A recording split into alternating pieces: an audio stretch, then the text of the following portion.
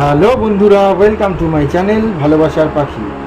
আর আজ আমি আমার চ্যানেলে আমার ভিডিওতে তোমাদের বলবো পাখির ডিম পাড়া থেকে তাদের বাচ্চা হওয়া পর্যন্ত যে পাখিকে কীভাবে যত্ন নিতে হবে।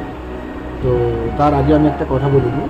তো তার আগে তোমরা যারা যারা আমার ভিডিওটা দেখো কিন্তু এখনও আমার চ্যানেলটা সাবস্ক্রাইব করোনি, তারা আমার চ্যানেলটা সাবস্ক্রাইব করে দেবে এবং নোটিফিকেশানটা অন করে দেবে, যাতে তোমরা রেগুলারলি আমার ভিডিও পাও।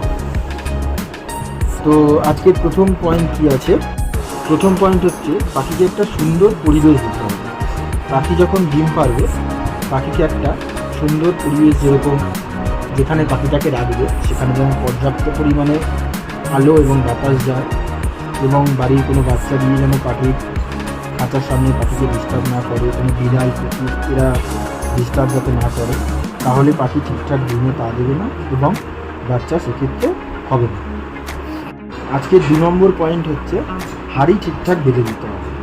পাখি যেটার মধ্যে ডিম বাচ্চা করে সেই হাঁড়িটা তোমাদের ঠিকঠাক বেঁধে দিতে হবে। যেমন আমরা অনেকে দেখেছি হাঁড়ি অনেকে নিচেও বেঁধে দেয়, সেক্ষেত্রে কিন্তু হবে না। হাঁড়িটা তোমাকে খাঁচার উপরের দিকে বাঁধতে হবে, তাহলে পাখি ঠিকঠাক ডিম বাচ্চা করবে।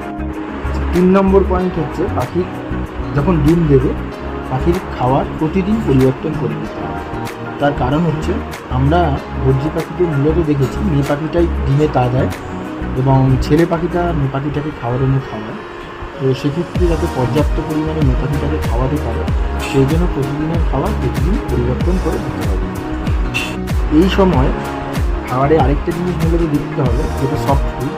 সফট ফুড বলতে যেটা নরম জাতীয় খাবার, যেমন শাক, সবজি, এসব জাতীয় খাবারগুলো একটু বেশি করে দিতে হবে।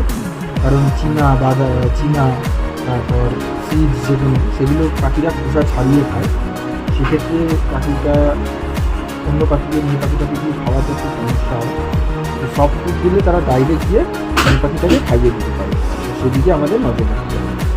এর পরের যে পয়েন্টটা 4 নম্বর পয়েন্ট, মাছের ভিটামিন এবং ক্যালসিয়াম কোষ আর লিভারের কোষটা ঠিকঠাক করে নিতে হবে।